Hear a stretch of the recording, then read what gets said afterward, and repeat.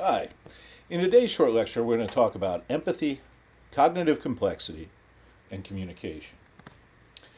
So, the first element that we want to talk about is empathy, and it's important to point out right off the bat that there's a difference between empathy and sympathy. Your book defines empathy as the ability to recreate another person's perspective and or to experience the world from the other person's point of view. In other words, to use the old phrase, you're walking a mile in their shoes. You're putting yourself in that person's mind the best that you can.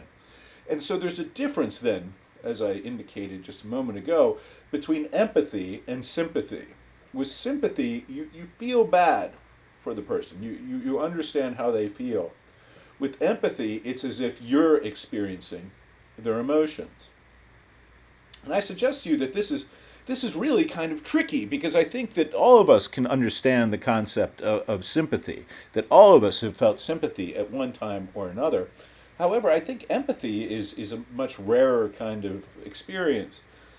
Indeed, I'm not sure you could ever completely achieve empathy. I think empathy is something that we have to talk about in terms of degrees. Because each person has a different personal history, because they each come from a different background, and each person has their own personal fields of experience, the things that they've been through over the course of their lives. We can never really understand how another person perceives an event or how they experience it, right? So as a result, I think empathy is a very, very difficult thing to achieve. Now, your book suggests that empathy involves three dimensions. Perspective taking. This is where we attempt to take on the viewpoint of another person. And in order to do so, of course, we really have to suspend judgment. We have to come to it with an open mind. We have to try and put ourselves in their shoes without being critical. And then, of course, there's also an emotional dimension. So with the emotional dimension, we're trying to get an idea of another person's feelings. Just what are they feeling? How are they experiencing whatever event is taking place on an emotional level? And then finally, to really achieve empathy, of course, we need genuine concern. So we have to really care about the well-being of another person.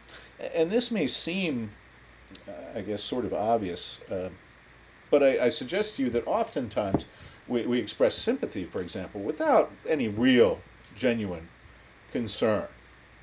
So that's something that I want you to consider a little bit. Now, some studies do indicate that as human beings, we're sort of hardwired for empathy. And indeed, empathy is sort of what lies at the base of social intelligence. So our ability to effectively operate with each other in the context of a culture or a society is based, at least in large part, on our ability to empathize with one another, our ability to sort of imagine how the other person feels, right? Now we know that children, for example, show signs of empathy from the very beginning. So right after you're born, of course, they take you and they give you a bath and they put you in a nursery with a whole bunch of other little kids, right? So one thing that researchers have noticed is that in these sorts of very, very early lifetime environments, in these nurseries and such, if one child cries, another child will start to cry. And this is, of course, based on the notion of empathy, that the child has trouble distinguishing in a very real way between themselves and others. So to think about, one way to think about this at least would be to think that it's hard to tell for a baby where me ends or where I end and where the other baby begins. We know, for example, from what I told you early on this semester, that without exposure to other people, there is no sense of I or me, right? So it's our experience with other people that defines who we are for ourselves. If we're not around other people, then we don't learn about I or me, right? And so babies, of course, don't have this understanding of self. And so as a result, again, when one child cries, another child starts to cry as well. We know that even as young children, as toddlers and so on, young kids have trouble differentiating another child's distress from their own. So again, if you watch children in a nursery school setting, you oftentimes find that, again, one child gets hurt or cries, and other children will begin to cry as well. And again, this is an indication of empathy, that they're able to put themselves in another child's shoes in a very impactful way, right? In a way that carries a lot of meaning and significance. So, along with this, though, of course, is the notion that we need experience in order to develop a real sense of empathy. So we need to go through a variety of different situations and experience life to really develop sort of a wide sense of empathy, right? For a baby, it's easy to cry when another baby is crying, but to really have a well-developed sense of empathy, we have to have a bunch of life experiences so that we can relate to other people, right?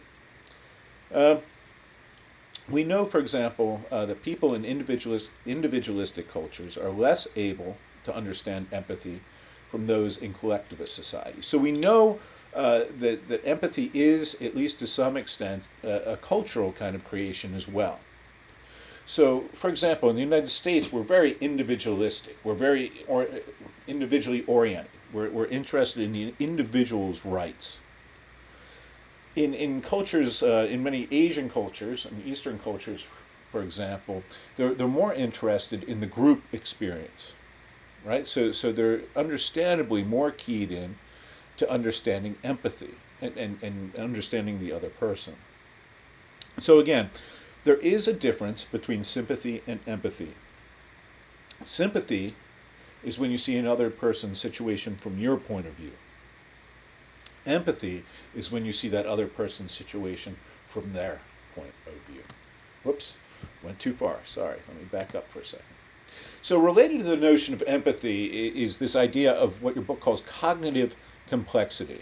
And this is the ability to construct a variety of frameworks for viewing an issue. In other words, cognitive complexity is all about seeing an issue or a situation from a variety of different perspectives. Now, we know that cognitive complexity increases the chances of satisfying communication in a wide variety of contexts. If you're able to look at a situation from a variety of different perspectives, then it means you'll probably have a better marriage, you'll probably be a more persuasive speaker, you'll probably go further in business and your career, and you're also probably better at comforting other people.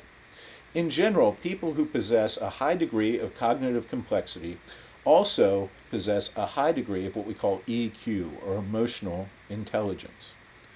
So again, cognitive complexity is really the ability to look at a situation or an idea from a variety of perspectives.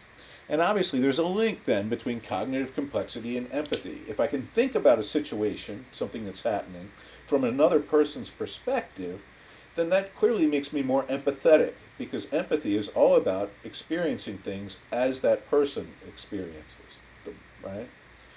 So another important thing to realize about this is that cognitive complexity can be improved through training. It's something that we can learn. We're not just born with it. We can, over time, and through experience and practice, increase our ability to look at things from multiple perspectives. Now, your book goes through what they call the pillow method, which is a model for training people to increase their levels of cognitive complexity. And really, in a way, I think that this is overly complex in terms of how they present it to you. But basically, what they're asking you to do is consider any issue, particularly if you're involved in a disagreement with someone, to consider any issue from at least 5 different positions. So the first position is the one you probably naturally assume, which is that you're right about the disagreement and the other person is wrong. However, in the second position, if you're following the pillow method, you're supposed to think about, well, what if they're right and I'm wrong? In the third position, you're supposed to think about, well, what if we're both right? What if we're both wrong? Right? So again, you can probably see here that the idea is that it's just presenting a series of different perspectives for you to think about. In the fourth position, they ask you to consider the idea that the issue might not be important at all. And then finally, in the fifth perspective, which is probably true more often than we think, you're asked to consider that there's truth in all perspectives, that everyone might be right to some extent or another with relation to the issue at hand. All right, so that's it for cognitive complexity, empathy, and the pillow method. I will talk to you next time. Thanks for checking out my video.